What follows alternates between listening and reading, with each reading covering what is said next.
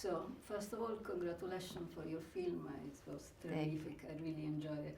Where did you get the inspiration for the story of? Well, it's actually something my grandfather told me in high school. And he saw me use a knife with my left hand, so he asked me, "Don't use the left hand because it's the devil's hand." So that's how this whole movie, the story inspired by. So it just, and I wasn't even left-handed anymore at that time because I got corrected so early on in kindergarten. So I always remember what he told me in high school, and when I met Sean in the editing class in New York, and we liked the same type of movies, and we wanted to make something together. So I told him about this, and he thought, "Well, that's an idea we can spin into a movie story, movie script." So that's how everything started from there. Okay. How much of yourself is in the character of left-handed girl, and what character do you feel more close to? Well, I say, the mother, the sister, the older sister, the younger sister, they are all part of me because, since I have a daughter who's 9 years old now, I have that, I know how being a mother, how you expect your daughter, your child to be, to do the best, to have the best. So, every character also have part of me. As the older sister, she's quite rebellion, and I feel like that's the younger me. I definitely can see that, of myself, and also the mother. She always wants to do the best for the girl, for the kids, and she's like sacrifice herself.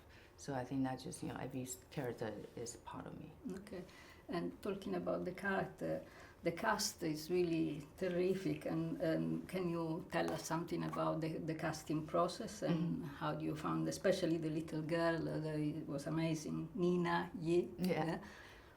Well, I always wanted to street casting for all the actors.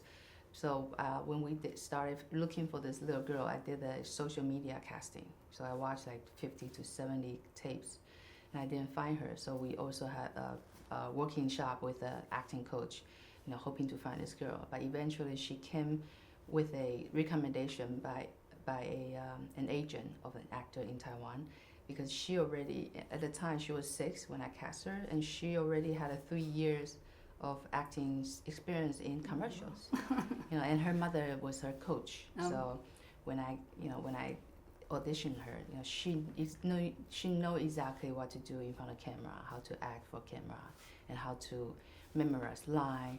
So I cast her, and then her mom told me, you don't have to hire an actor coach because I'm the best coach for her. So she actually came with a coach. Wow, and would prepare her every day at home, memorize the line. So she was perfectly prepared. When she comes to set, she can always, trying to do the scene and put in her own words. And for the older sister, I actually found her on Instagram because I wanted to do street casting in Taiwan, but I live in New York, so I thought, well, if I can't be Taiwan, maybe I would go on Instagram and looking for Taiwanese girl or Taiwanese model, and I swipe through all the profile. And when I found her, she was still in school. She just graduated from college that year, and she never acted before in any TV or film. So she was wonderful. She was a natural born actor. And for the mother, she actually is a pretty famous TV actor. She started as a model. So when she I think she just won the best supporting actress award in Taiwan's Emmy TV award. And I saw one of her interviews. She was talking about she wanted to take on different roles. She wanted to take on different challenge, something she never acted before. So I took that opportunity. I reached out to her, and then she took the challenge. About your artistic choice to use an iPhone to shoot the film, can you tell us something about the benefits that you found about your choice? Yeah, from the very beginning, I know I want to shoot in a real night market, but as you see in the film, like there are so many people just walking around. If we have a big camera setting just in the center of the street, and everybody will stop looking, people people will not leave us alone. So I know you have to, you know, to shoot in a real night market, we have to hire the camera, we have to hire our crew. You know, that's the only way to be able to shoot in the night market and then capture that real, authentic night market vibe.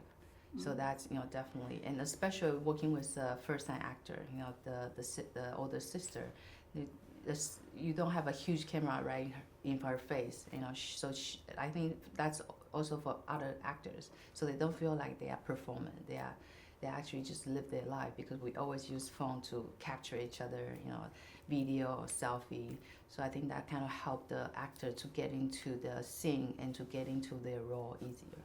Yeah. How challenging was to film in the market, and how the people, the local people, react or, you know, response to you filming there. Oh yeah, you know, I was there for pre-production for like 3 months, so I was there every day, you know, talking to people. Also the noodle stand we actually rented from this real, the owner who's running business 7 a.m. to 7 p.m. So when I saw them, I thought this is perfect. You know, we have to shoot during night, so we can rent the store from 7 p.m. to close.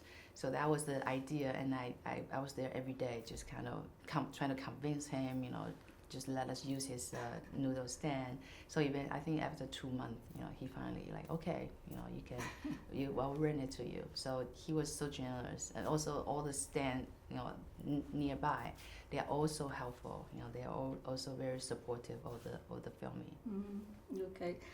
I wanted to ask you something about the mood of the film, because despite being a dramatic story, there is quite a lot of humor. There are some very funny bits, and I was wondering if do you feel that this come from your Taiwanese heart, or from your working abroad, or? Well, definitely, like every little nuances, you know, in the film, they all came from I kind of collecting all the idea, all the stories along the way. So all the news you saw in the film, they're actually real news. You know, like people change their name to get free food. Also the human traffic news, they are all real news. I just purchased from the news station. Only the meerkat news that we made, you know. But I think that just there's some like funny thing about Taiwan that only is very specific, you know. Only I think that's only happen in Taiwan. So it's really funny, and it's really sometimes it's a little bit ridiculous. But I feel that just like the sense of the part of the Taiwan. So I think that just throughout life, you know, you laugh and you cry. You don't, you know. I think the story is sad, right? But we live life. We don't just focus on the sad thing. You know, sometimes we laugh, sometimes we fight, and a lot of time we just make up in the end. So I feel like I just want to show that different facets of real life, and I think that's how we can connect with the audience, because people, I think the comedy eventually will bring people together, and let people understand the meaning behind all the sad stories. It's quite typical of Asian movies, having always a bit of comedy, even in the most dramatic. Exactly. Film. And how? What about your feelings about going back to Taiwan and filming Taiwan after many years working abroad? I mean, in U.S. Yeah, it's you know, this is the very first film I made in Taiwan. So for me, it's a little bit. It's almost like I'm a new director. You know, like a new filmmaker. So go back there to kind of started to get to know how people make film in Taiwan. How to find the right crew to work together. So it's really meaningful to kind of, you know, go back there, and also, you know, through working there again, I fall in love with Taiwan. You know, I rediscover all the beauties in Taipei. You know, little things like the sound. You can hear the classic music play in the background. That's when the garbage truck comes, and they will play that music. So people will come out with their garbage, and to kind of, it's very funny. It's a very funny scene. We didn't show it in the film, but you hear the music. So a lot of little detail about Taiwan. That's my childhood memories, and I just kind of I want to put it in there, and I want people to kind of, experience Taiwan with not just the sight, also the sound, all the lights and all the bright night market and the moped, like zooming around. So that I want people to kind of immersive in that environment. Okay, and what was the most challenging things that you encountered in the not in Taiwan in general for the journey of the film? Well, I think that the biggest lesson I learned is every project, every film, every story has its own journey, and you just had to let it kind of develop, and you can't really force anything, because when things is meant to be and meant to happen, it will happen. So like for Left-Handed Girl, it takes so long to become, to be shown on the screen. I think it went through the step that's necessary, because I become a mother, and that gave me that very different perspective into the script, into the story. So I think it was really important. And also, for Sean to won that 4 Oscars, people started to look at his project, and also like pay attention to what he's working on. So I think that's everything come together, and it's really important, for me to understand that, because I was, sometimes I got frustrated. I feel like, oh, we already finished. How come it's not happening? So I think that's the biggest lesson I learned. Yeah, I was about asking you actually about what was the best thing that you learned working with Sean Baker, and they help you in this film. Oh yeah, so I started working on Takeout together with him. We developed this very special research method. We go into the community, we talk to them, we become friends with them, and we want to put their stories into our script to make the story more authentic. So throughout that 25 years working on all the films together, definitely it feels like that's the way I learned how to make films, and that's the way I learned how to appreciate making every film. I'm also learning so much from them. Like making Tangerine, I went into that. The different world that if I didn't make Tangerine, I would probably never know about those group of people. So it come along with like the Florida project. We went down to Florida, and we know all those people who live in motel. So I think that just told me so much about empathy. To understand other people, to resonate, to kind of be soft and be open to all the different people and different stories, and how to make authentic stories too. And it's been a long time since Takeout. Right. Why? Well, just like what I just said, I think it's just the timing. I supposed to. Right. Yeah, I'm supposed to learn and grow, and through this 25 years, the filmmaking journey, I think that just how everything mature. Also the story mature. After that 10 years and 20 years of kind of